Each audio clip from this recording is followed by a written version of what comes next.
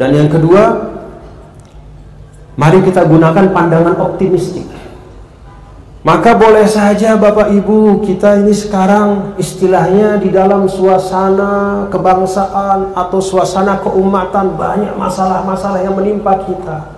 Ada banyak agenda-agenda keumatan, mungkin ada 1-2 perasaan kekurang nyamanan.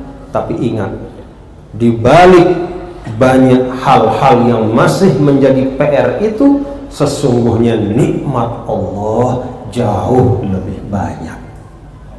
Alhamdulillah. Di mana di luar Indonesia bapak-bapak ibu bisa berjamaah zuhur rame-rame kita bikin pengajian kayak begini? Di mana coba sebutin negaranya di mana? Saudi. Bisa Saudi begini? Nggak bisa, ditangkepin Bapak Ibu. Nggak bisa pengurus masjid mengundang sembarangan orang ulama dari mana lalu disuruh bicara di depan jamaah tanpa ada izin tertulis, tanpa ada lisensi dari pemerintah. Nggak bisa. Di Mesir itu yang namanya khotib, dia naik khutbah harus ada SIM-nya. SIM, surat izin berceramah, atau SIM, surat izin menaiki mimbar. Kalau nggak ada diturunin, panitianya bakal berurusan sama polisi. Saya sering sampaikan dan saya alami di banyak negara-negara Timur Tengah. Kalau bapak-bapak ibu musafir lalu di tengah jalan kemudian mau mampir sholat, sedangkan waktu sholat itu sudah lewat 1 jam misalnya dari waktunya, 90% masjid itu dikunci. Nggak gampang-gampang.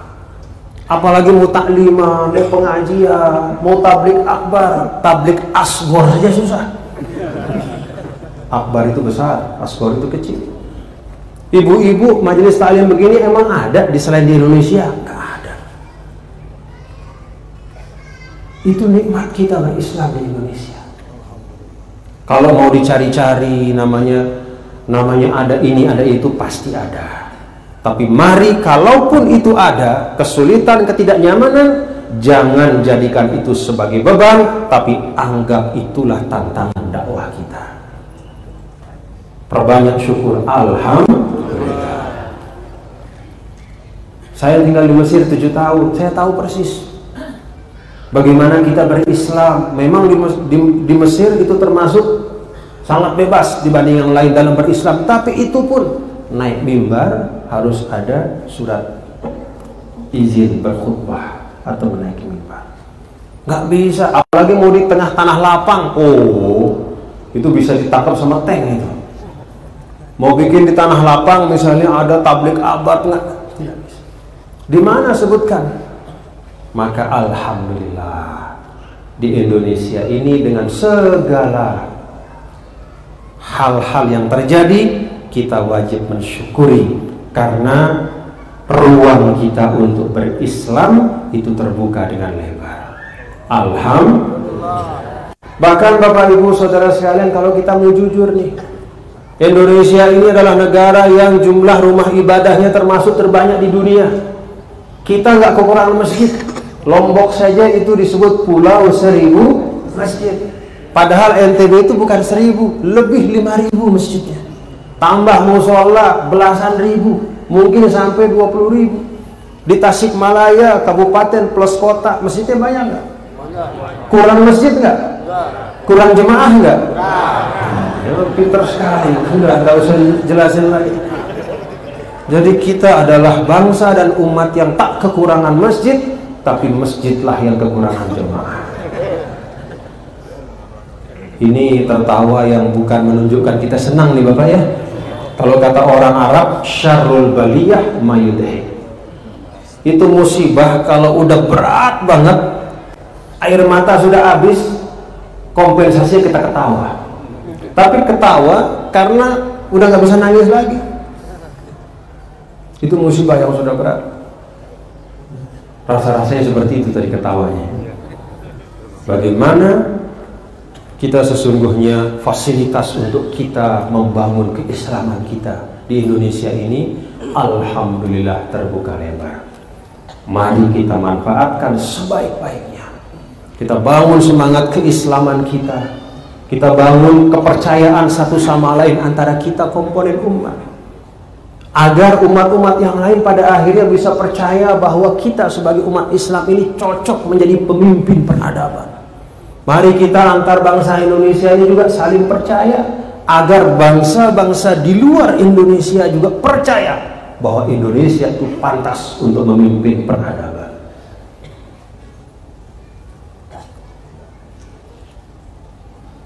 Wasit jadi wasit karena dia ada thiqah, dipercaya. Yang kedua, dia tahu aturan main, menguasai. Kira-kira kalau saya tanya, kita sebagai umat ini ngerti nggak aturan mainnya sekarang?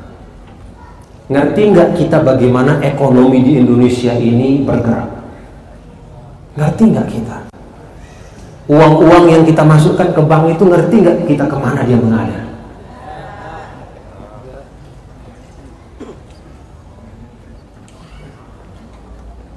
Maka bangun. Majhul.